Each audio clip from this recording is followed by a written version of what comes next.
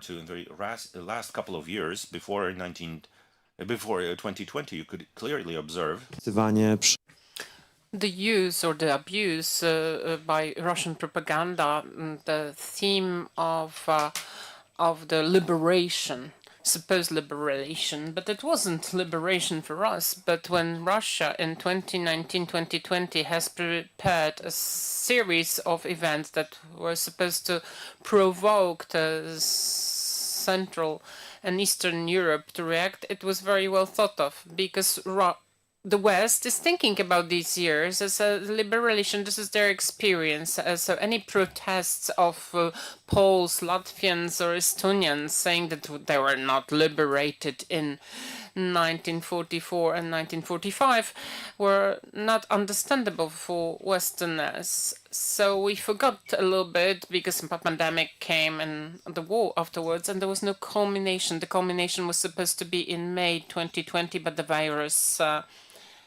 has spoiled all that. They organize such provocations as a big fireworks show. If in the anniversary of the liberation of all capitals in Central and Eastern Europe, and after the radical answer from Estonia, I think that we realized that this is what they mean, that we should have this radical answers to weaken the voice of Central and Eastern Europe, because we are so frustrated. We don't want to even realize that we were liberated. Later, these actions or campaigns were toned down a little bit. And I would like to remind you that the culmination was the article by Vladimir Putin himself, True Lessons from the Second World War, published in the 85th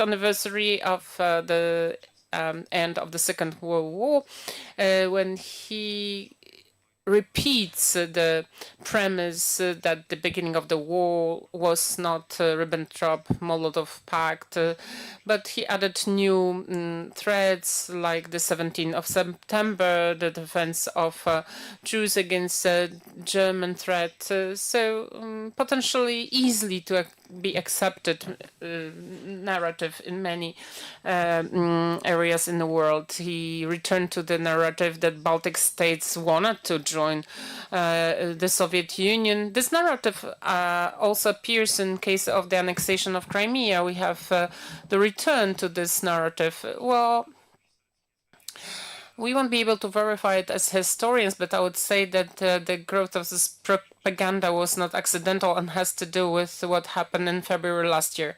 If I may finish with one thing, because at the beginning there was a question what to do, and Minister Przydacz said that there is the need for education, and I'm very much for it. Like the verification of information is taught in schools in Finland, and people are much more resistant to disinformation compared to the rest of Europe. We are used in contexts other than history to react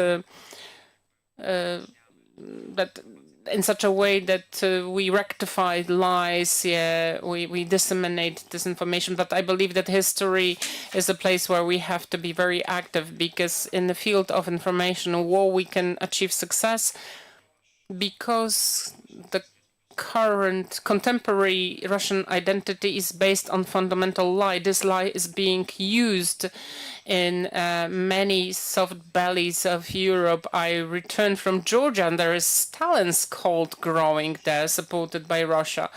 And it favors the fact that Georgia is steering away slowly from its European aspirations. So fighting for historical truth, also in the context of the Second World War, can be an effective activity of Europe that can influence the dictatorship in Russia. Director Kamiński mentioned the history, how this history can and should be rectified, how the Polish state deals with rectifying certain lies, historical lies, saying blindly, because unfortunately also in the west of Europe just as you said, Auschwitz appears as a Polish camp. When I monitor Austrian, French, or Swiss press, yes, unfortunately it appears. And later they rectify. They say that this was an error. But how many times we can tolerate such errors, such mistakes? They have a cost. So could you tell us how the Polish state can deal with this type of disinformation on the level of history? Thank you very much. Before I answer this question, one more theme in the context of how to deal with disinformation, something that we didn't mention yet, is building trust for the institutions of the Polish state. We have a problem with that. We have a luggage of historical experience resulting from the history of the Polish People's Republic and about the creation of the Third Republic of Poland as a counteract. Well, in practice, let's not enter a big political debate, which is happening still right now in Poland. But I think that this trust for institutions is something lacking among Poles. This is a little bit like an illness or democracy, trying to link water and fire, because in democracy an internal conflict is a natural form, disputes, but when the conflict exceeds certain limits, it feeds those hostile entities, hostile to the Polish state. I think that questioning trust to the Polish state, this is also the way to disseminate disinformation from the eastern side. So this is also a certain type of objective or goal. I speak in the spirit of conservative agenda of institutions that will have trust, and also within the democratic dispute to not to across certain borders. If I say that Minister Radosław Sikorski was saying that we should join Nord Stream, it's the truth, but it doesn't mean that every Polish diplomat is working on behalf of Russian interests. It was just the criticism of this idea. I believed, and I still believe, it was extremely dangerous, and the reality confirms it. Which doesn't mean that the Ministry of Foreign Affairs and these diplomats are hostile to the interests of Polish state. We have to be very careful here and to be very honest insofar as the commentary about the deep state in the conservative spirit. Again, I would imagine that something like that would function in Poland, like deep state, a bit outside of the current political dispute. The question is who should be creating it. Again, our history of the 90s, the fact that we inherited in majority the staff from the Polish People's Republic, it would have been difficult to build deep state based on that. But I think that in the new generation that has been brought up in free Poland, we have to create institutions that will be durable, sustainable, and would enjoy the trust of the public, because the history of last decades unfortunately results in a situation in which politicians, well, they are not people who get a lot from their activity insofar as private benefits, and they're at the very bottom of public trust.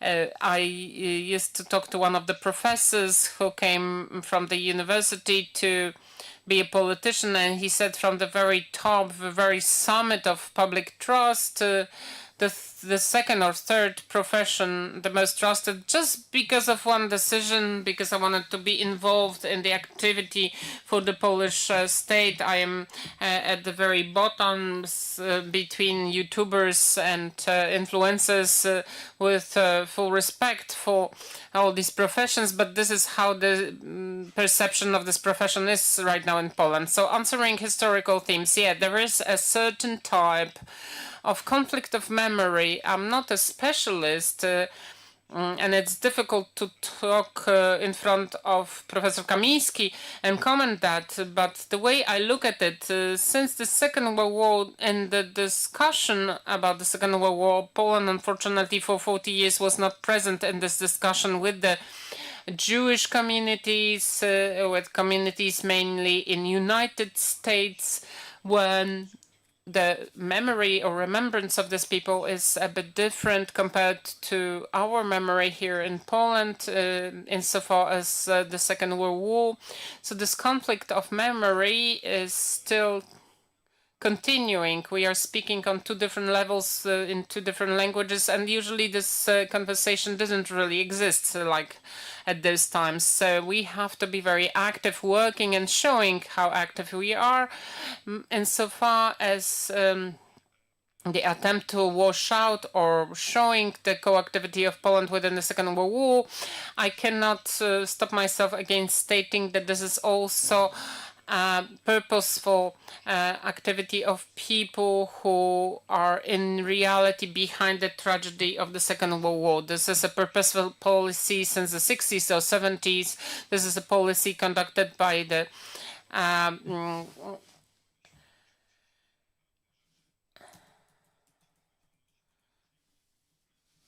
successes of the Third Reich. Yeah, they were saying that they were Nazis, like this is an illness, a non-national illness. This is the narrative. So we've heard also recently Chancellor Scholz, who was happy with the liberation of Germany from the Nazis. So if we read historical documents or we look at historical memory, we talk to our grandparents, nobody called the occupiers Nazis. They were called Germans simply. But today they try to push this out and share this very unbeneficial luggage with other nations, also nations victims, as Poland is very active. This is not an easy process because our abilities, as I've said, they were excluded for 45 years. After the 90s and 2000, Polish international agenda wanted to keep up with the West, so we didn't want to instigate any conflicts. Let's not defend, or let's not be so active in defending. Let's not enter conflicts because they won't let us in. They won't allow us to join in. That generation with all these inferiority complexes of being outside the West did everything so it wouldn't happen, so we wouldn't be excluded. And today we have a different position and we can be much more active because these activities related to disinformation do not come also from the East or Far East.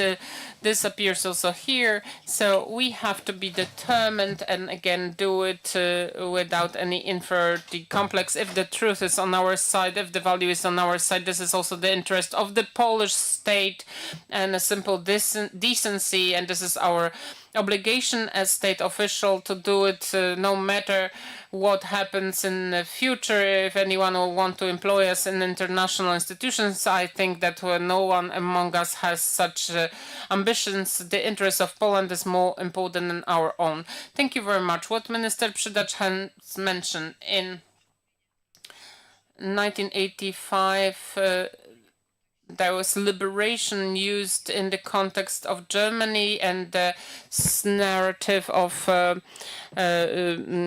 Chancellor Olaf Scholz is built on that today. But what about us internally as European Union? Because this Russian narrative propaganda and disinformation is a key thing, but I would like you, Minister Jabłoński, insofar as what Minister Przydacz has said, have we gotten rid of inferiority complexes to build something to counteract the view of the Germany? Do we have tools? Are we also aware of the threats?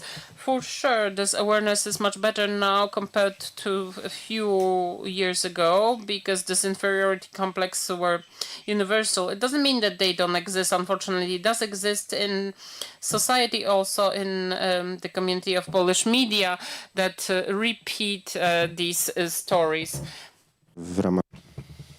And within the Ministry of Foreign Affairs, I deal with contacts with Israel, and it's still on the agenda. Even recently, we had numerous such statements that in talking about Poland during World War II, reduced the story, the history, to individual cases of collaboration with Germans only.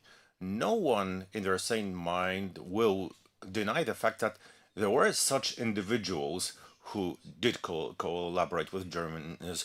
It was in every state, even in the Jewish nation, but no one in their sane mind will claim that since there were some individuals of Jewish nationality that Jews are jointly responsible for the Holocaust. These are theses that are often posed by various Holocaust negationists, but no one treats them as authorities. And indeed, today we have to deal with a similar mechanism, the negationism and the falsification of Germans' crimes against our nation, against the Poles. This is a process, the rectification and reversion of which will also take some time, but action has already been taken. And the fact that we've been discussing it more and more intensely, also about the, not only about responsibility, but also liability, financial responsibility, financial liability, liability in terms of reparations or compensation, it takes some time and legal discussions, but this discussion is underway and we will be advancing, which doesn't mean that there won't be any attempts to reverse that trend. Because when it comes to disinformation, one of the phenomena present in the Polish media, not only Polish, Europe-wide, are such activities that are supposed to justify the mistakes of many European states in terms of their policy towards Russia. That yes, indeed, we made some mistakes. There were some mistakes. Yes, indeed, we built the Nord Stream and allowed Putin penetrate CE countries, but this was triggered by different other phenomena. I just read in one of the portals that the so-called reset pursued by Donald Tusk's government with Russia was actually imposed by Barack Obama's administration, who also pursued the reset policy. The problem is that those resets that started in Europe, the famous visit of Prime Minister Tusk back then in 2008 to Moscow, Barack Obama became president in January 2009. He couldn't have imposed anything because President George W. Bush was president of America, so Obama could in no way impose that. Well, such decisions were most probably proposed by a different state, much closer to us, that was involved in a pro-Russian policy. I believe that both in Berlin and other capitals, they started realizing that this was a false policy, which doesn't mean that they won't be trying to find some justification in this case or some excuses. And our task as politicians and public figures is to combat those phenomena, including the negative, potentially negative outcomes for our state. To first of all, act without any complexes, without aggression, without unnecessary emotions, not to get provoked to different activities that can then be put forward or presented as an argument that we are Russophobic, irrational, because such activities have had place. Just be cool, be easy, educate, reach. Not only education in the terms of school, but educating the entire society, explaining what the facts were and also how to verify those facts on one's own, to how to check the facts provided by the media. Because some mistakes, be it deliberate or undeliberate, that can happen in media that are deemed to be credible. So it's work requiring a methodical approach. It doesn't mean that if we send the task to all the information and we send some information and we think that to all the media agencies that it's that the task is done. It's a work for decades. This work will take decades, and we will be subjected to new attacks, new attempts against our state. If we are consistent in that, this situation will be improved. Doesn't mean that there will be a breakthrough moment when we can say, okay, now we have won the information war. But we will be slowly shifting to our advantage the way that we are being discussed by the media, how we're perceived by the public globally, if we act the way you said, without any complexes, at ease, methodically. And actually, this is not to say that this political party acts in this way and we act differently. It should be pursued by all the politicians because it's the common interest of our state, of our nation, to be as strong in international terms as possible. And the source of strength is also in our image. Everyone who finds it important to make sure that Poland is strong should get involved in combating misinformation, both in historical and present day terms. Towards the end of this, my statement, I should say that we can already observe how actively various technological tools are being used that were not used. False intelligence, AI is enabling the use of falsely showed information, even in videos. Yesterday I saw the president talking about minced meat. Someone who didn't know about the context would be able to even believe it. Unfortunately, we have to expect that those tools that exist will be used most probably in the next months. They'll be used to disinform the public. You have to very diligently check whatever happens on the internet and widely inform the public about the risks. I'm sure we'll be doing that. It's also a matter of building trust towards the state as an institution. Thank you very much. Unfortunately, I have to say that we're being pressed for time. I thought we'd have more time to talk about it, but I'd also like to give an opportunity to ask questions from the room. Would anyone like to ask a question, please?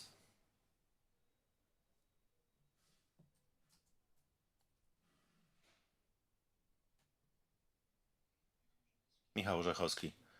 I'm an independent publicist. I haven't seen the report, but I congratulate on the preparation. I'd like to thank Mr. Jablonski, where we avoided the casus belli. Why the war? There's a lot of good, nice information, materials about the most recent history. There was a very good movie by Ma'am Ferenc, what the dead can do, about the fate of prisoners of war who we allegedly killed. And there is information confirming that they were not murdered, that they lived here, worked here. But the problem is not to be defensive; it's to promote this. I have a question. Centers informing in various languages globally, because English is sort of taken care of, but what about other languages? To make sure that German, French, Russian, maybe even Hebrew, to make sure that they should be taken care of, to promote the Polish narrative, including the Polish television's resources, because English is already taken care of. I've been working with TVP World. I say that this should be ticked off. And another thing, as a journalist, I have an MA in journalism, and I've been saying that you've been doing great work, but it's dispersed. As decision makers, why don't you think about the media institute that would professionally take care of media institute, where notwithstanding politics, you could analyze various things, because whatever you say today, it's politics. And if we make an independent institution to verify the decisions of the National Media Council, well, do you see a need to open a media institute? Why doesn't Mr. Surmach take the question? Thank you. It's hard to say whether there's a need to open a media institute or not. I believe that every institution dealing with combating misinformation, disinformation, monitoring the market is needed. To quote one of the heads of such institutions, that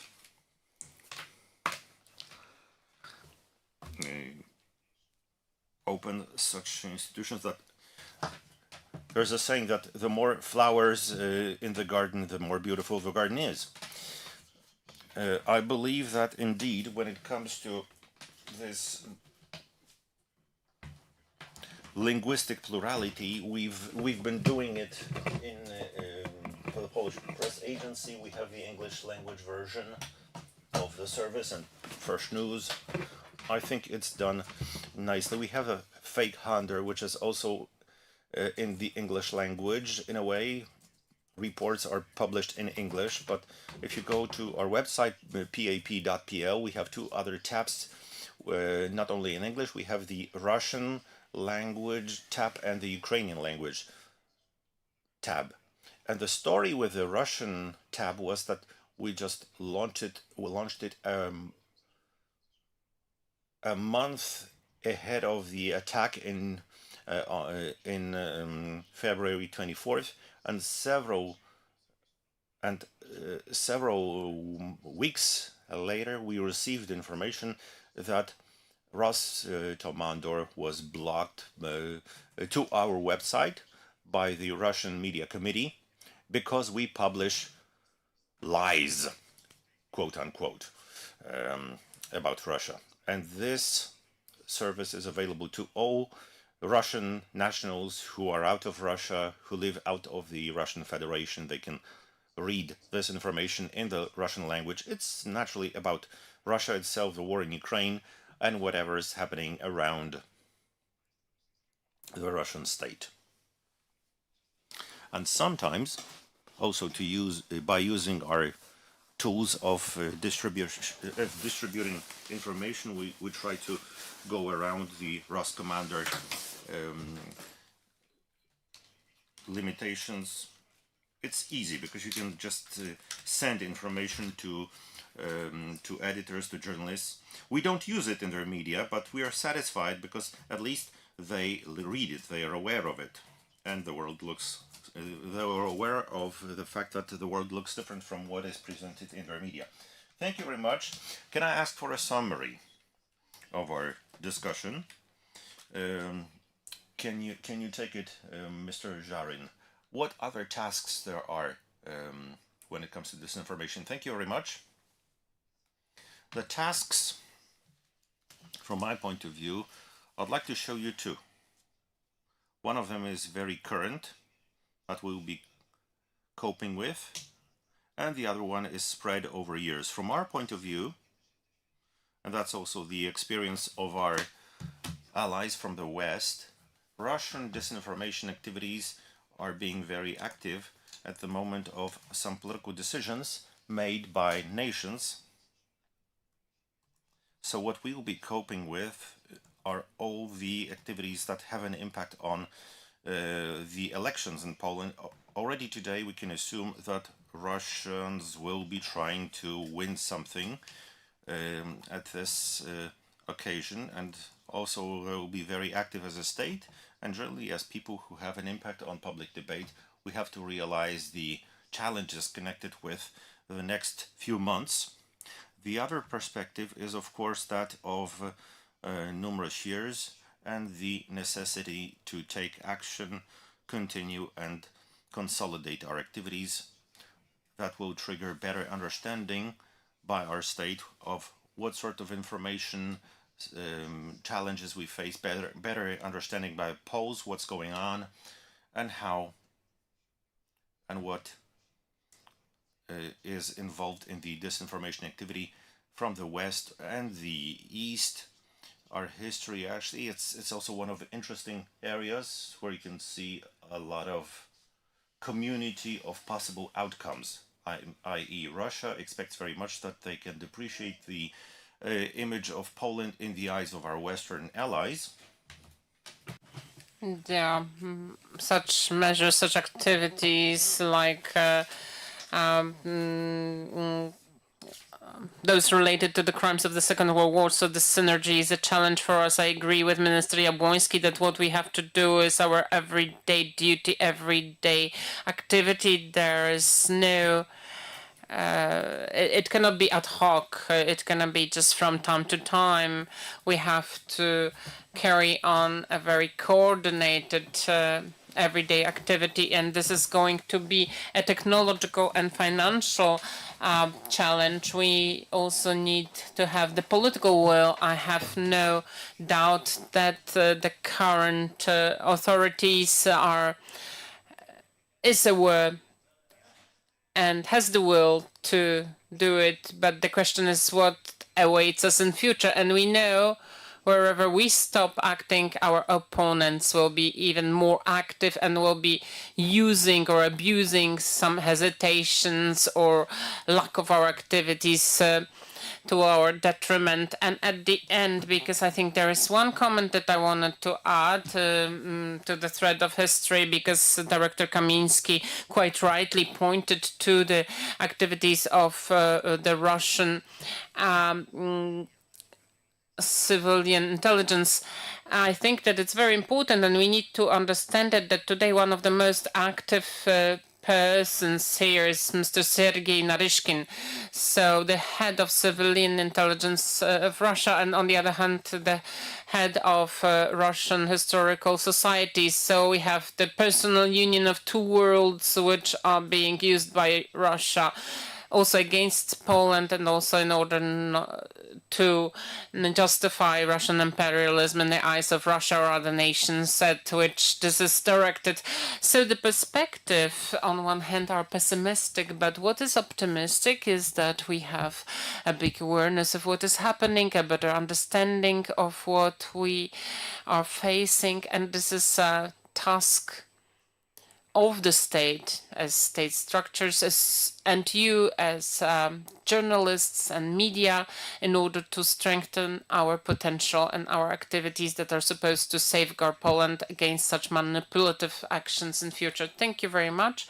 We need more of a summary. I'm sorry, I would like to steal away the finale of this dialogue, of this discussion, and pay your attention to two aspects. One is that we have an amazing opportunity to host on one stage 4 experts, people. Well, I haven't seen such a collection of people anywhere on similar events. So thank you very much to Wiktor Świetlik and our host and the whole Fake Hunter team. But using this opportunity, I would like to, because I think that there are no such opportunities. It doesn't happen because we are dealing here. We have people in front of us that well, in their activity, what they're guided with is Polish raison d'être. They don't care what our opinions, they just do their own job. And I would like to thank them wholeheartedly for that. And I would like you to thank them as well. Thank you very much. I would like to thank everyone as well. I think we can finish this panel, although I would like to speak to you longer and for sure ask more questions. Thank you very much, and I think now we can take a break. Uh, I just to tell you that we have a lunch now and we are coming back. In short, please collect the reports and after the break.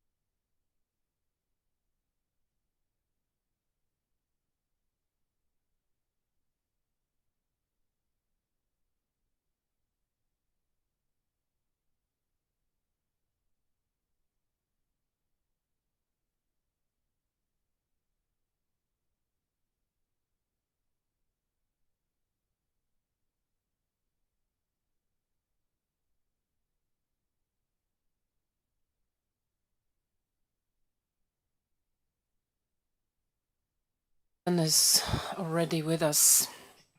Ahead of us, yet another panel, the second panel about the future of information war, what awaits us because of our guest, Mr.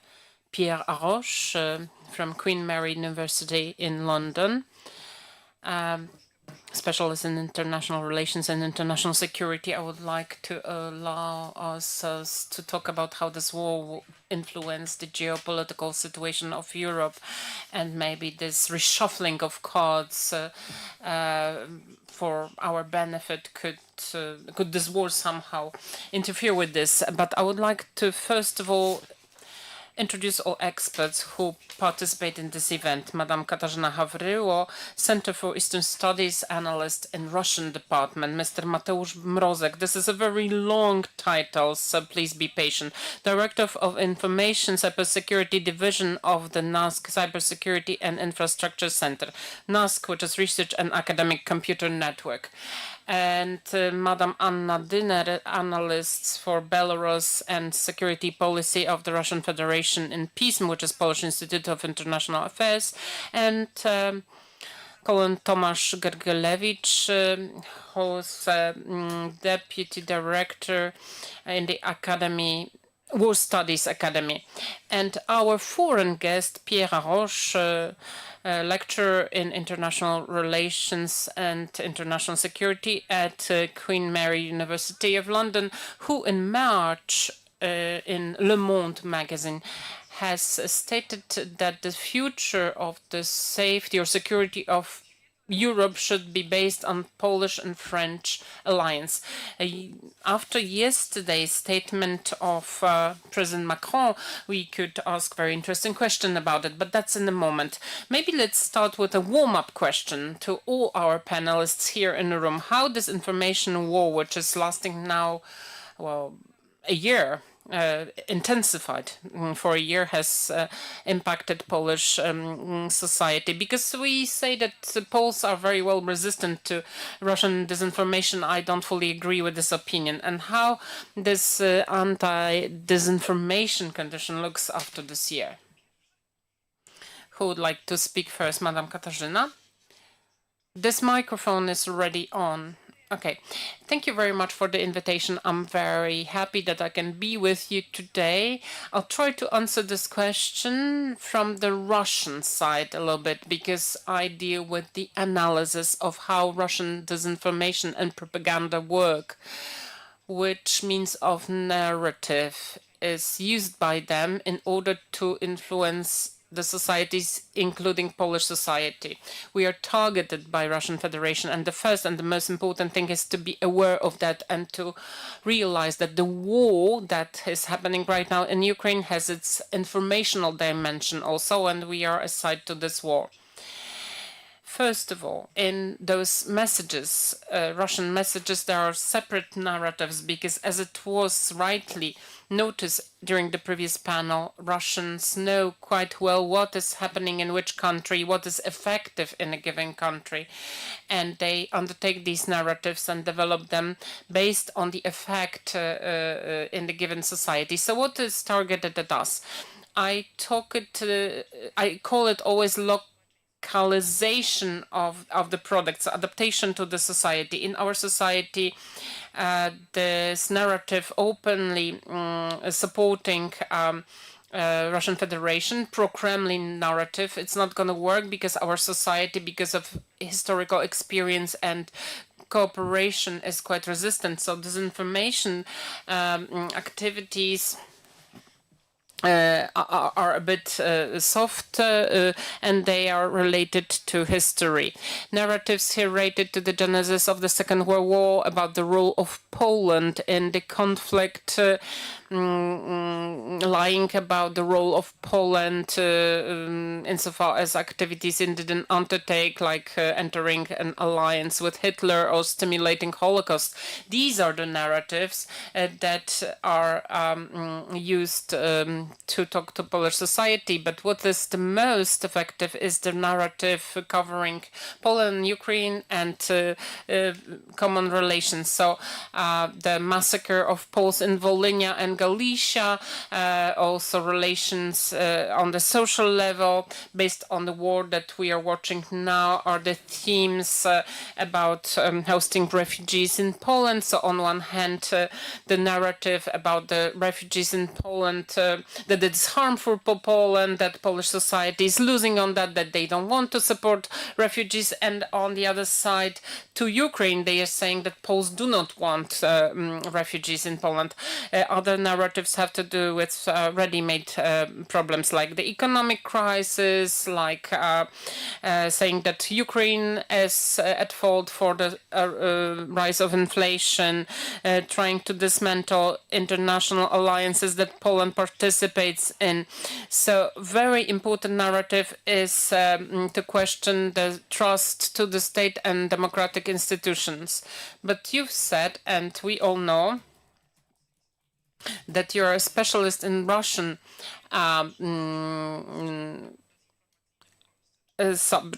subject area. So what about Russian media and Russian politicians? Are they satisfied with the disinformation, or there's lack of effect? Some of the narratives having to do with history is evaluated by them as effective because they keep developing them, and it's very often present in the media or mainstream media, especially insofar as the Second World War, because besides that it has to hit Poland, it's supposed to hit a Polish image on the international arena. It's supposed to challenge of the image of Poland as an ally who is trustworthy. There is also the fact that we are Russophobic, that we are always against Russia. So this is supposed to destroy the image of Poland on the international arena, insofar as particular narratives targeted at Polish society, because these narratives is very difficult to grasp. And we know that Russians, besides the main media, media agencies, such institutions that imitate the operations of third sector, they have the armies of trolls, impact agents in the network, and this is very difficult to prove. So this is somehow disseminated in a society in social media, and this seems to me very effective. And unfortunately, longer the war is continuing, the more Russians count that these narratives will be effective, that people in Poland will be disillusioned, tired with the war, and this will work for the benefit of the Russian Federation. So this is the plan for this year, Mr. Mateusz. I think that we can add something to that. Kasia gave a very good intro to our entire discussion today, I think. What is the goal of Russian disinformation today? Because I think that we define these objectives as much greater than they seem on the other side. Because when I hear optimistically that we are winning in this war, I wouldn't be such a big optimist. We are not losing. This is the maximum that we can say honestly for all sides, but we are also not under some great stress. And when we were after the 24th of February, it wasn't easy. The greatest examples of this obstinacy or fierceness was the issue of Polish and Ukrainian border. So weren't they successful? I would question that. There were various pictures of children from the refugees camp with the words "help me" that were disseminated in the Western Europe. This was not an accident. This was the main goal, and only thanks to the quick activities of the institution of the Polish states and the Polish internauts.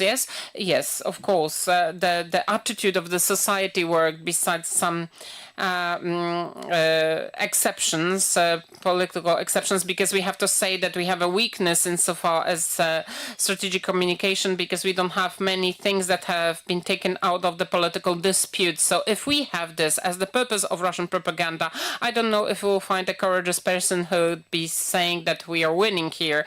Taking this into consideration, it seems to us that Russian disinformation is leaving some visible signs. It's not going to be lack of sugar on the shelves or a queue at the gas station. Not always something horrible, but sometimes just stressing a narrative. Okay, a rocket fell, you're not safe. And this is not an opinion which is not justified. Well, in a democratic state which respects the freedom of our speech, it is normal. Just the interpretation, or rather the effect that it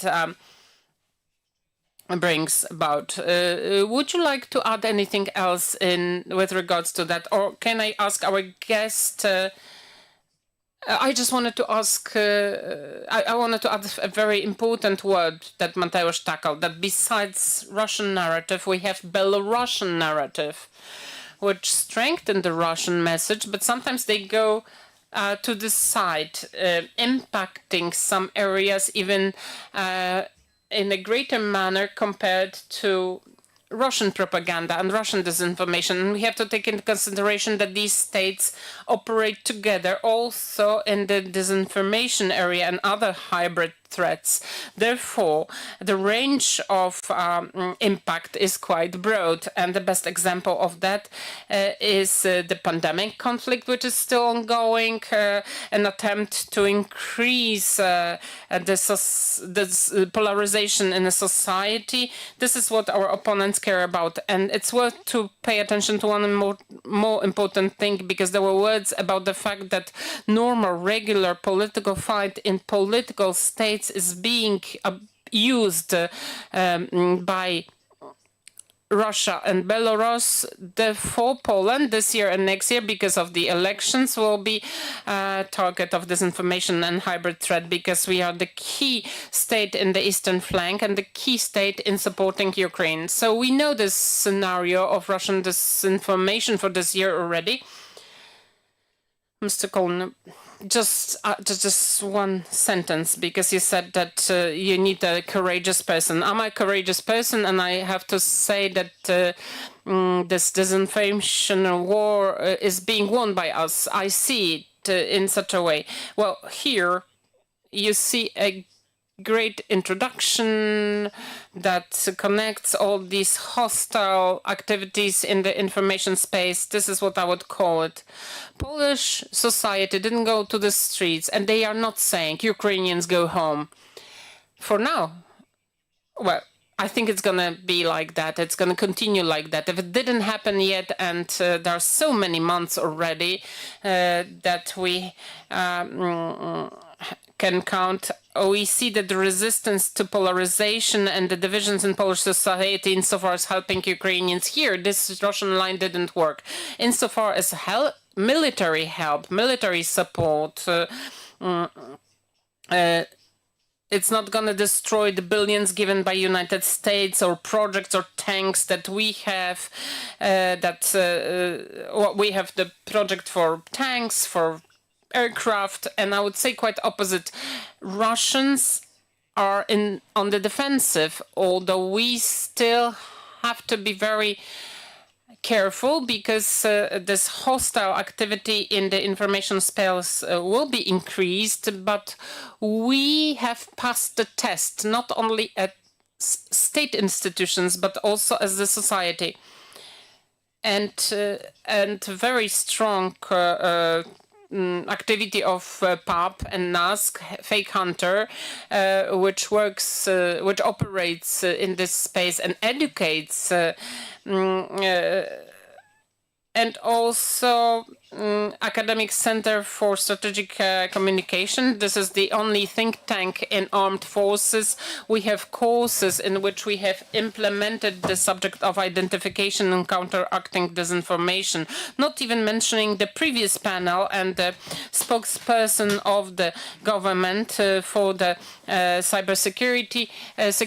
So it's not an accident that such a office has been appointed. Well, I think that we have started a dispute. I wanted to add one more thing insofar as the militarization. This is not like it's not played by Russia. It's played by Russia and Belarus. The 18th Division, my beloved 18th Division, which is supposed to go to the Western Belarus or Western Ukraine. Poland is also told that this is demilitarized, that it has imperial approach. Everything which, according to the mirror principle, Russians do, they say that we do it. This is one of the elements where Russians might want to play because of the economic crisis and financial problems. I'm convinced that in a moment there will be narratives about Poland spending full percent on GDP. So this will be a subject that for sure will be tried by Russia. They'll try to play it. Luckily for now, it doesn't work, meaning that Poland, because of the consequences of the war in Ukraine, well, Poles are aware of the fact that they need to additionally arm the country. But if you don't agree with Mr. Colonel, well, it's not that I don't agree. I just wanted to add something because I do agree and I don't agree. So I'm going to be a sphinx here in this discussion because from this point of view that has been presented, I agree that there are some elements that didn't work out for the Russians. I agree, but they didn't work out thanks to us or thanks to the circumstances. I would enter a polemic here. We would be talking about refugees differently if Ukraine would collapse in the first days of the war and we would support Ukrainian underground. So a completely different narrative. Also in the West, there was a premise saying that it's going to be cold in winter and it's not social resistance. This is just a very soft, mild winter that we had. So the circumstances that influenced that, like So you should perceive it as a process rather than selected fields, saying that this we failed and this we managed. Okay, I'm just wondering what we managed to do in the West because we've been testing the patience of our guest Pierre Roche. Now I'd like to ask you whether Western societies are more aware of Russian manipulation after in the media after 1 year's full-scale war, and is it now easier to persuade that it's not Russophobia, it's realism and historical experience and knowledge that Poland tried to persuade them about? Well, first of all, thank you very much for the invitation, and I'm very happy to have this opportunity to engage in a dialogue with Polish decision makers and experts on this topic. If you're asking, so some previous speakers have talked about the importance of the past in forging some certain understanding vis-a-vis Russian propaganda and a certain, let's say, societal resilience against this propaganda. And I should say that up to a certain extent, it also exists in the West. There is also a memory of the Cold War era in the West. And if I take the example of my own country, France, there is certainly a memory of how Russian propaganda was used in France, in particular because during the Cold War, there was a strong communist party in France that was systematically diffusing basically the Soviet narrative about everything that was going on from domestic politics to international politics and so on. And it started to be seen as a very caricatural way of diffusing messages. And today, I think, of course, I'm not saying that nobody follows or listens to the Russian propaganda, but there is also a strong sense of what Russian propaganda is and what does it look like.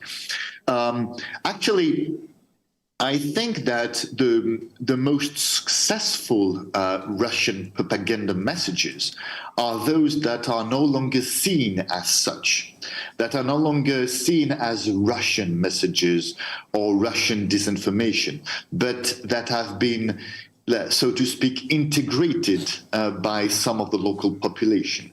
And that's what I wanted to highlight here. And I think that some of these topics that are very difficult to counteract because they have been integrated by some part of the population are basically the topics related to the strength of Russia, or let's say the strength of Russian stakes in this war as opposed to Western or European stakes in this war. There is what I think is, let's say, some kind of disinformation in the sense that I don't think it is true. This idea that is sometimes diffused in many Western European countries and even in the United States, that basically Ukraine is so important for Russia that it is an existential fight for Russia, and that eventually there's nothing we can do to balance this emotional link between Russia and Ukraine. And at the end, they will never let Ukraine go. So there's nothing we can do. We will never be able to balance that attachment. I think it is wrong because there is no such thing as an existential link between an oppressor and some kind of dominated colony or something that you would like to become a dominated colony. And actually, in the history of some Western powers, such as France and the UK, we have seen that some colonies that were initially presented as very impossible to abandon were eventually abandoned and were not so existential to the maintenance of national identity, whether it is, I don't know, India for the UK or Algeria for France. So I think it is an important topic to highlight because it is no longer necessarily be seen as propaganda. And another one is another angle, I think, and it directly relates to Poland, is that there is also a very important history of Ukraine within the Republic of the Two Nations. And this is something that is not necessarily understood by many people in the West because this history is not necessarily well known. But it also shows that there is a European and Western history of Ukraine, and that it's not like embedded in history forever that Ukraine has been close to Russia. So these are just examples of what I think remains the key topics and the key ideas that when dealing with Russian propaganda, we should pay attention to because they are not necessarily seen as such. And this is, I think, the most dangerous of all those attempts. Myślę, że I believe that I should, actually, it's my obligation to take advantage of your presence and ask you about yesterday's statement by President Macron, who said that, or actually admitted, that such countries as France or Western countries did not listen, and they should have listened to Eastern Europe. Maybe it's not the exact quote, I'm just alluding to Reuters' statement. But on the other hand, he said that we should not rely so much in Europe on the US army. We should have a European army. These words are perhaps not so much welcome on the eastern flank, and I'd like to allude to, in the light of Macron's statement, to what you said about the tandem and Polish-French or Franco-Polish alliance that the European defense would depend on. After those words, it's kind of hard to envisage, isn't it? Okay, about Macron's speech, he didn't say that we should replace US presence in Europe by European army.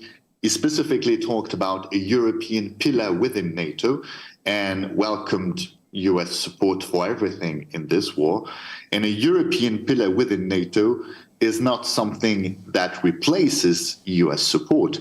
It's something that complements US support and is a way to prepare for a situation in which perhaps because the US has also other commitments in other regions in the world, it will be necessary to rely relatively more on European forces because the US perhaps has to focus on other regions for some time. So it's not replacing one organization by the other, and he specifically talked about a European pillar within NATO and about the importance of NATO. But actually, it gives me the opportunity to talk about, again, a question about disinformation and misunderstandings, because I think that after French President Macron's speech, some media have also been happy to, let's say, distort what the French president said, even though he sincerely wanted to show that he wanted to get closer to the view of Eastern flank member states and to acknowledge the importance of NATO and to strengthen, to support to Ukraine and insist on the importance of longer-term security guarantees to Ukraine and so on. But some media have been also happy to... He wasn't quite successful in that. I'm sorry, President Macron did not succeed. You're perfectly entitled to criticize, but sometimes his position has been distorted, and I think that it also contributes, even though it's not Russian disinformation, it also contributes to some kind of misunderstanding and some kind of objective disinformation that does not really strengthen allies' cohesion in times of war. So I think it is also a problem when there is if it is just misunderstanding, it's not a problem, and we should just speak about the actual content of the speech. But if it is intentional lies about the speech, and I know that sometimes it happened, and I'm not naming names, but I know that there are already some controversies online. I think here it is regrettable, and we should pay attention to that. So, okay, so perhaps back to the role of the Eastern flank and the relationship of Western states to the Eastern flank. This is something to come back to. Now, I'd like to ask you a question about the Russian disinformation targeted at Poland and to the West about Poland. How does it undermine our position in Europe? Does this disinformation, when it comes to Western perception of Poland, is it successful? I think this is a key question, because we get the question that everybody gets the same portion of the same information on the same topics, which is probably not a good idea to describe the reality. Of course, Ukrainians, it's the hardest for Ukrainians who experience a much fiercer disinformation, which is targeted at breaking their spirit and so on and so forth. We could just talk at length about it. We, as frontline countries, have a possibility of assisting Ukraine. So this is also one of the main goals. However, it's on the side with regard to what's going on in Ukraine, and it would suffice it to look at the case of Finland, which, even though it borders on Russia, and it has a very long border, and it's a member state of the NATO, but still disinformation is sent there, which is similar to that directed at the west of Europe. It's not as fierce as in the Baltics, in Poland, Czech Republic, and the former Eastern Bloc countries. It's also the question of the global South, South America, Africa, Southeast Asia. The goals are different in all those zones. And whether we talk about the words of President Macron, or whether we talk about what MPX is saying in Poland, it will be used on different planes. This will be the raw material for some other disinformation activities of the Russian propaganda, because we have to keep in mind that it's not the case that they have a very well thought mechanism of attack, assuming all the options. They have very broad matrices of behavior where they search for what is part of their tasks. It's that we harm ourselves. It's not that they have planned on everything. You have to keep in mind.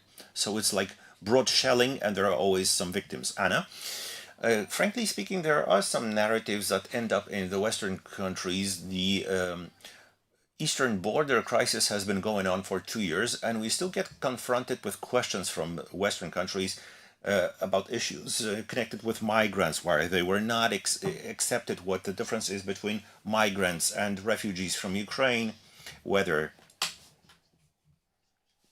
I heard it like what, pardon my French, that Polish troops indeed murder Western migrants on the eastern border. It's one of the examples, and it's obvious that it's Russia's goal and Belarus's goal to undermine the position of Poland and the Baltics among the allies, to show Poland and the Baltics as non-democratic states. I also believe that a lot of issues connected with hard safety, well, it's just to show that Poland might not be a reliable partner, an ally towards even the Baltics, because mind you that we are responsible not only for our safety, to simplify things. So such narratives are being played, and I agree that we help Russians and Belarusians themselves. I'm just wondering about the flow of information among allies. This is a question to the Colonel. I heard that sometimes Western analysts, the analysts of Western think tanks, perceive the armament of the Polish army as something positive. On the other hand, they claim that the army is not getting trained enough. Does this misinformation stem from the fact that there is little communication between armed forces, analysts, and so on?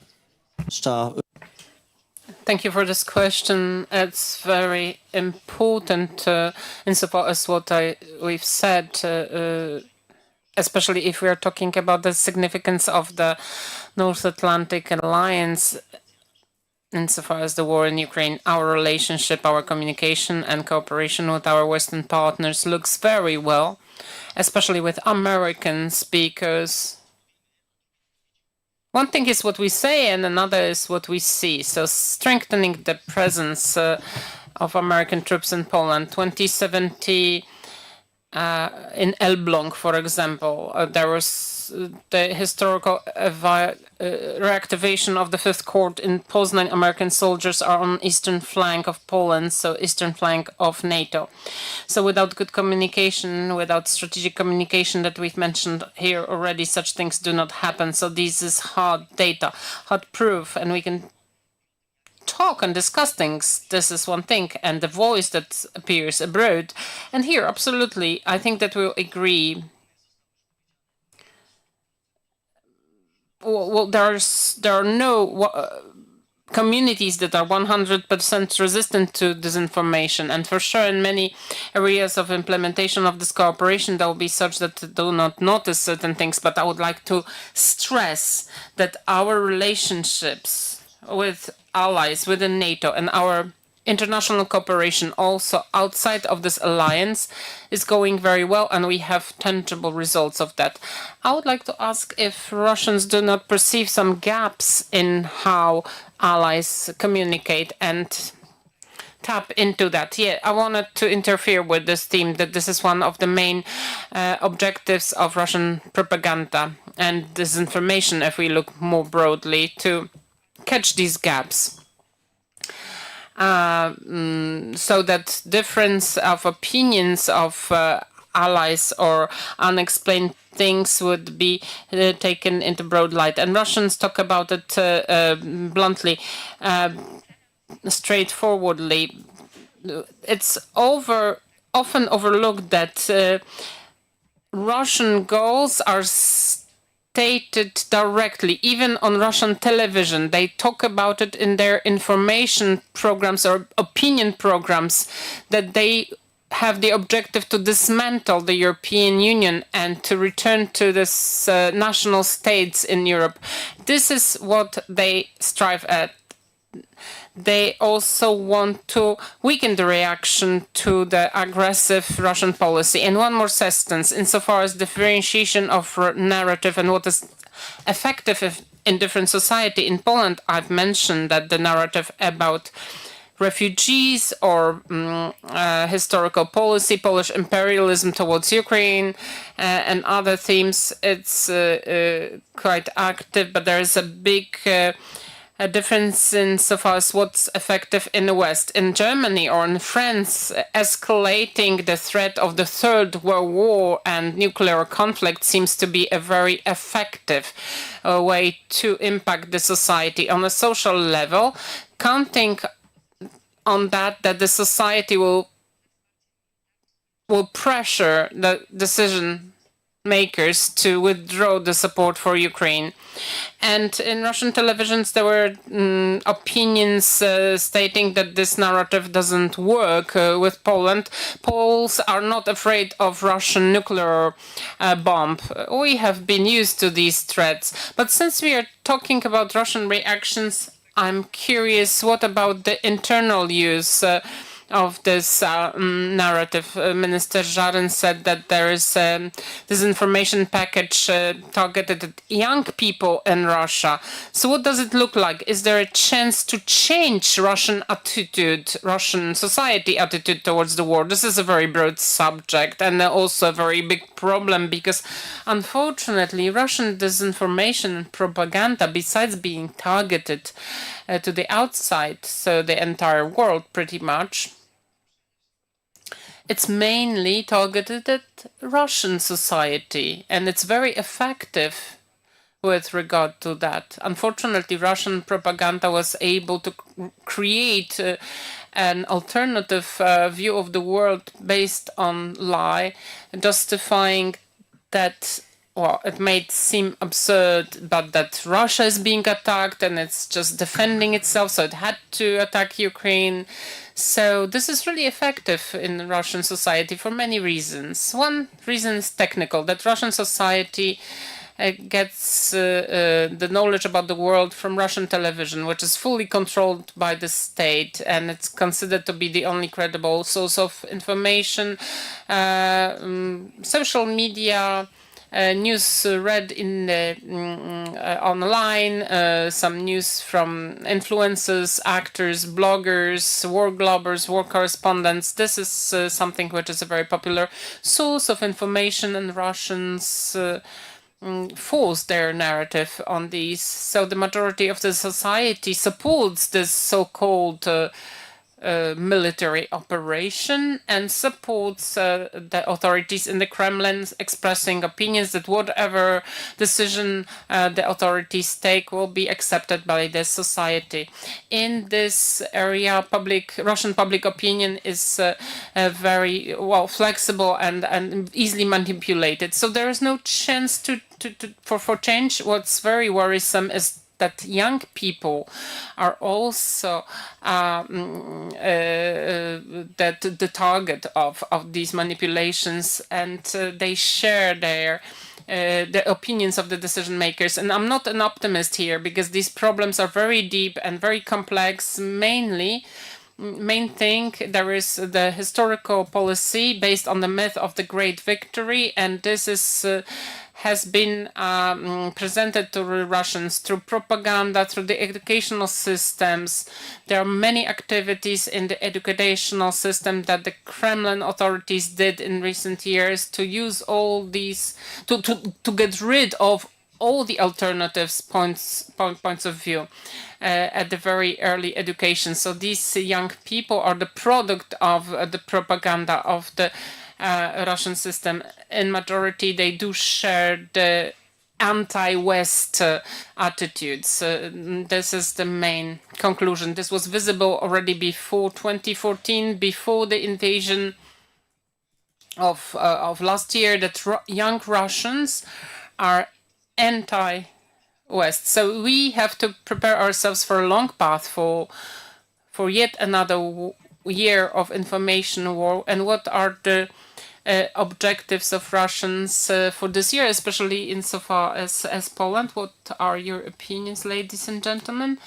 First of all, we need to pay attention to issues related to elections and election processes, political commotion, undermining the credibility of the elections. Maybe this is not directly related to disinformation, but attack on the infrastructure of the state election committees. So to say later that the elections were falsified, or that there are doubts if the votes were counted correctly, something that will result in a big social and political commotion that will destabilize the situation in the country. I think that this is the main goal.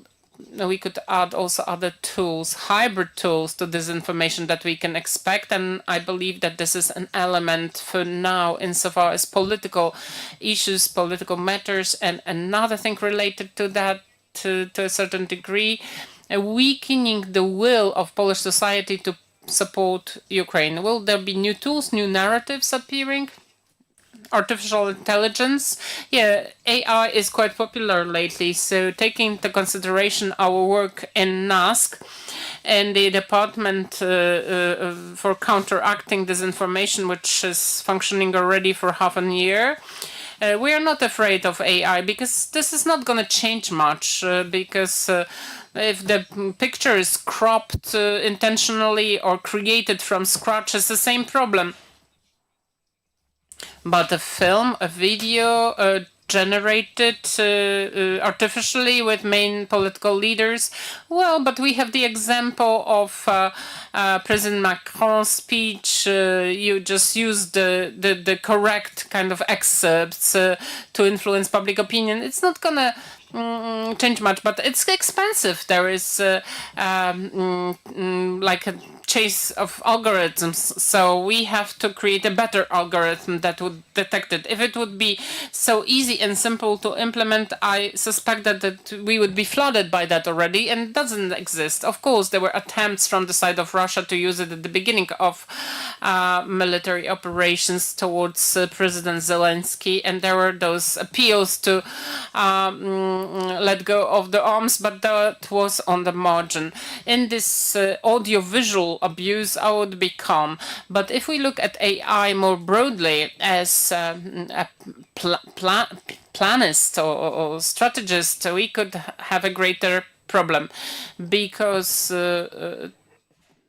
taking away from the burden of the monstrous propaganda machine, which is not so huge as we could imagine. It's not like there are millions of people that do that, but it's a very simple scheme based on automation. So if we look at AI from the perspective of threat, this is a greater problem. We might deal with a greater scale of the attack. There will be more of the attacks. That those bots or trolls will be better in Polish. We see that they are getting better in the command of the Polish language already. So I think these are normal processes like with any other channel. We used to talk about text messages, SMS messages. We see messages sent by Messenger or WhatsApp today that say that one or second campaign recruits to become drunk for our freedom and yours. And these are things from the last few weeks. So in this case, well, artificial intelligence will not change so much. We'll have to adapt to that. We'll have to look out for such threats. We cannot take them lightly, but we also cannot exaggerate that they're gonna change everything from one day to another. Mr. Colonel, can the army be the target of disinformation this year? I'm gonna go back. Two questions back. The first one relating to what we talked about. In my opinion, there is yet another direction which will be open for this information operation, which is the internationalization of the war, because Russians are aware for some time already that they will not win the war with their own forces. They see that there is support for Ukraine, which is very broad, and we have to stress the role of Poland as the front man who's engaging the international community, and an amazing role of United States. In my opinion, the Russian Federation, we see the Southern African Republic and Iran, they're going to say, pay attention to the West, what the collective they've built against us. Let's build our own collective now, which will be targeted at the West. Unfortunately, especially watching the situation in various areas, we see that certain Russian narratives play an important role. I would like to now mentioned the technologies. Yes, I agree and I don't agree at the same time. This is a tradition in this panel already. Yes, this is the issue of deep fakes. And also, although technologically, when we engage machine learning and artificial intelligence, we cannot reinvent the wheel. Deep faking is a fact, it's happening. But I think that hostile narrative will be about using social media, which right now are against fake news and false information in such a way that being anonymous and putting anything on social media, anything we can invent and we like, is completely outside of control, because taking a post off or blocking an account as a hostile account, it takes weeks, if not months. Legislation in the EU and in our country is trying to keep up, and I'm sorry I'm saying that, but it's just like with I don't know, narcotics. So it turns out that we're trying to fight with this, but I ostatnia sprawa z deepfake'iem. No, wczoraj. And the last issue with the deep fake. The President of the Republic of Poland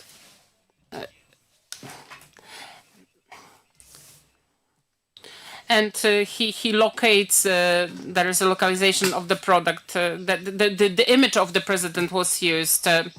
I'm wondering what's going to happen when we use the leaders from Breakfast TV, rappers, and all these who are leaders for young people, because people don't look at what Mr. President is doing. We cooperate and they open our eyes insofar how it happens and up to which moment they read information based on which they build their awareness about reality.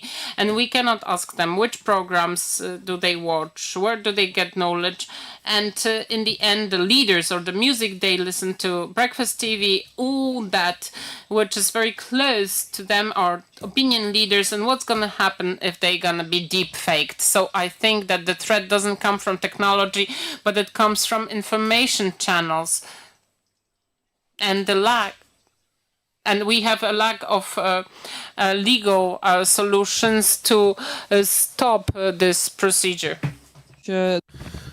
Let me address Pierre Roche again, because we're talking about the future, about what's going to happen in the next year of the information warfare. War. Last question, does this Russian disinformation about Poland or the eastern flank, is it going to make the focal point towards the east, the center of gravity? Will it not shift to the east, or maybe conversely, it can no longer be changed?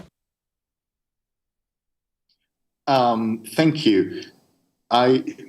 I think there is already a shift of the center of gravity to the east, no matter what Russian propaganda does.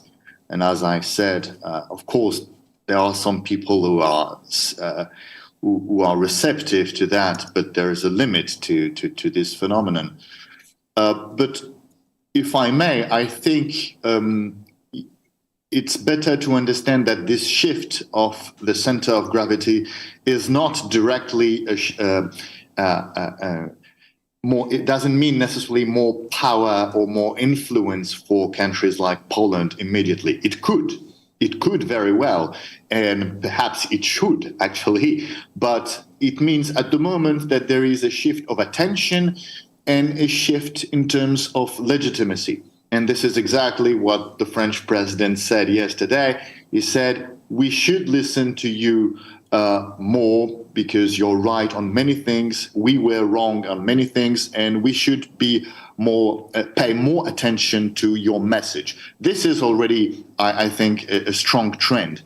But my fear in terms of disinformation is not necessarily the intra-European debate. It is something that we have already mentioned in this debate before, and that the French president also alluded to, that is the much more successful campaign outside of Europe. Because outside of Europe, Russian propaganda interacts with also local motivations and messages against the West, against Europe, and so on. And I think many messages that we find ourselves, we European, ridiculous and ineffective, we shouldn't make a mistake, and we should understand that actually they are sometimes designed for non-European receivers and actually much more effective in these countries. We talked about before about Africa, and for instance, how Wagner managed to present Vladimir Putin as basically the savior of Africa against an imperialist and violent France. And actually, there were even instances in which the French army had to make videos by drones of Wagner members burying corpses to eventually diffuse the false allegation that this was a mass engraving produced by the French army after having killed a lot of Malian people. So in these countries, I think if we talk about the question of whether we go to an information victory or defeat, at the global level, I think the jury is still out. In Europe, I think Russian propaganda has not been very effective, but at the global level, I'd be much more worried. And it's not just a question of Poland or Eastern flank countries versus Western Europeans. In this case, it's really the West seen as a bloc. And I think that for many people in the world, whether right or wrong, anything that weakens the West is good.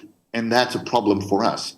Sometimes it's because they have an anti-colonial resentment against European powers. Sometimes it's also again in terms of anti-Americanism. There are many local reasons for that, but this is much more difficult for us to counter that perception. Czyli gra toczy się nadal i So the play goes on and the result is not certain. The thing that is certain is that we are pressed for time. I'm just wondering whether someone in the room would like to ask a question. Yes, please. Please wait for the mic.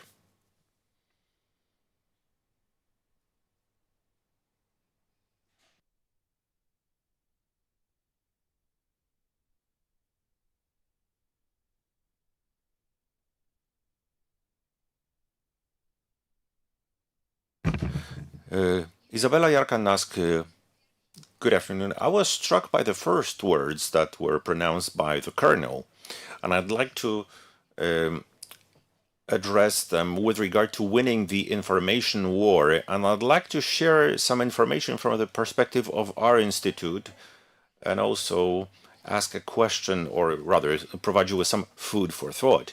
It's about that people did not go out to the streets. I couldn't agree because we have this such movements as anti-war movement or stop Ukrainizing Poland.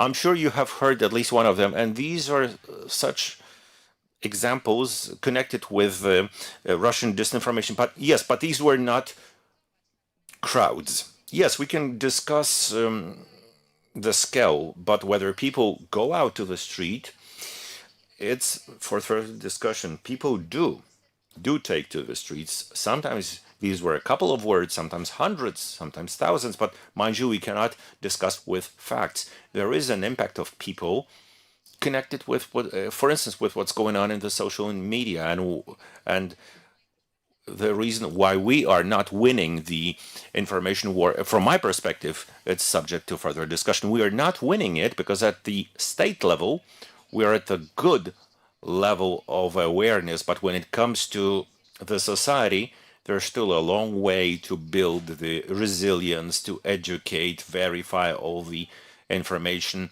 and how to do it. Let me just provide you with one more example. This one was connected with Russian disinformation. Let's go back to the times of the pandemic. Didn't people buy out toilet paper, then sugar? Maybe some of you went to stores and bought them because you were afraid. I had such huge piles of stock. Yes, but isn't it hitting the streets? Isn't it this an impact on the society that we'd like to avoid? I think there's a huge role of the state and institutes to counteract that. We can counteract that. And there's one more thing. We will not be winning an information war. Let me put it boldly, because in terms of cybersecurity, just to give you an example, because there is always going to be a hacker who will devise a better tool against our countermeasures. So in this case, we're talking about the overflow of information and the fact that we have freedom of speech. It's not so easy to verify. Also, what's happening in social media can be very harmful. And let me ask this question: are we winning the information war? Okay, so that's the first question. Maybe Maria Przełomyc will also ask. Maria Przełomyc, Polish TV. The question I want to ask was somehow triggered by your conference and my talks over lunch. Are we prepared for a very large challenge that in a month's time going to be the 80th anniversary of the Volhynia massacre? Is there any cooperation with the Ukrainian side to try and counteract the very strong Russian propaganda, I think, and also the Polish useful idiots? To what extent, what you mentioned, I mean, the movements, I mean, the confederacy as well, to what extent these people are useful idiots and to what extent these are Russian influences?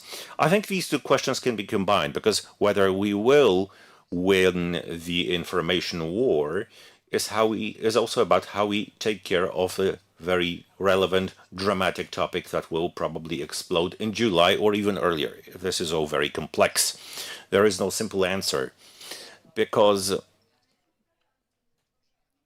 you see, just because me and my team have very strong relationships with our Ukrainian counterparts and colleagues, does not mean that we as a state should not be prepared. Because if you ask me whether I'm ready for Volhynia, yes, I am. This is no black magic. This is so I can tell you yes. But whether the Polish state and Ukraine can do it, the question is not for us. It's up to politicians who decide on this. And we would like to reach a consensus, something that has already appeared during this debate on many topics, except that we have not created a mature institution such as strategic communication to say that it is in the Polish interest to press on the topic of Volhynia or not? Should we achieve something or just let go? I'm sorry. There are representatives of two very important state institutions on the panel. I believe that both ladies are advisors of sorts. Just let me finish my thought. I think we should rather focus on accepting the situation as it is. Of course, to fight and depend on decision and influence on decision makers to take those issues out of a political dispute. But with regard to what the Polish state has to offer as institutions and agencies, I'm convinced that we are ready. But what will happen has a huge political impact on us, and there is no way we can counter that. Joanna? Can we prepare for the attack which is sure to happen? Well, theoretically you can, but in practice it will be affecting emotions, and this is something that we are not always capable of preparing for and protecting ourselves against. Of course, this is a topic we've been indicating for years. It's not only about this year. Well, the bad luck is that it's a round anniversary, so it will trigger many other emotions, plus the elections in fall. So it's a combo that we'd rather avoid. And we also have this Polish-Ukrainian history. And no matter how well we advise as advisors, the decision, it's up to decision makers. So I think it would make sense to talk to politicians who shape our relationships with Ukraine and our foreign policy, because we should have a social campaign around this country to somehow diffuse it. Yes, diffuse it, and also take the weapon away from Russia's hands to show that yes, it's a difficult topic, but we can cope with that. Then it's out of the arsenal of tools. For Katarzyna, what about Russia? Let me allude to the topics that could be prospectively used with regard to Poland and Ukraine. This topic is quite efficient when it comes to that could be hit, and Russians would like to achieve their impact. The Center of Eastern Studies is also an advisory institution. So I also analyze Russia's propaganda messages, and I can see that this topic is being very actively used. So they have been pressing on it, yes, since 2014. And in the new phase of war, this is one of the main narratives to drive a wedge between the governments, the societies, between Polish, Ukraine, Russia. In every configuration is this topic being used. So this is one of the topics to be promoted by Russia. I'm sorry to intrude, but in observing how Russians prepare for that or how they talk about it, do you have any idea about how this could be diffused? I think openness, strategic communication. Maybe this question should have been asked in the previous panel. Maybe we would have received a more substantive answer. I believe there's many activities that could be taken. Since I have the mic in my hand, let me just say one more sentence about whether we are winning. I think we're in a process. This is not a foregone conclusion. The longer the war takes, the less successful Russia is on the battlefield, the more it results to its disinformation tools. Unfortunately, the Russian disinformation propaganda is not omnipotent, but they are learning. They're happy to use new technologies, new components differently in the sphere of deepfake. They'll be trying to act, and it will be more difficult to act. It's not that they can reinforce a narrative in the social media. Yes, they do, but this is not that they praise the Kremlin. but they changed the proportions of opinions in creating that some perception predominates in the Russian society. If people read it, they'd like to identify with the predominant trend. So that's the way they do it. These are different activities that can be very difficult because they are hard to directly connect to Russia, and they're hard to counteract. I believe this is not a foregone conclusion, and we should take advantage of the time to be able to systematically build our society's resilience by all the educational activities mentioned in the previous panel, the education of creative thinking, teaching children how to behave, how to act in social networks, but also such arguments that obstruct Russia's disinformation and disarm them of their tools. And let me reiterate, but by supporting Ukraine, we counteract Russia's disinformation. Russia's propaganda needs success on the battlefront, but then it breaks down. Well, this way or other, we're pressed for time. I'm very sorry because we still have a lot of questions, but well. I'll just allow myself to encourage everyone to read our report, because all the things that we have discussed and the co-author of that is also NASK.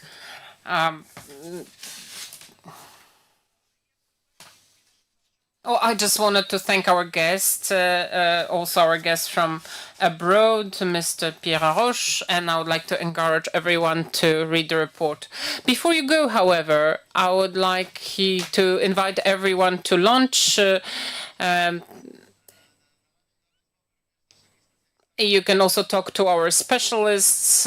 Thank you very much. And we have a big request. If our report that you have in our hands, if it will be to your liking, we are in a group of opinion leaders. Please disseminate it among your friends, write about it. We would really like this report to exist in the public space, and we are counting on you with regards to that. Thank you very much. Thank you to our panelists. Thank you, Ania, for hosting.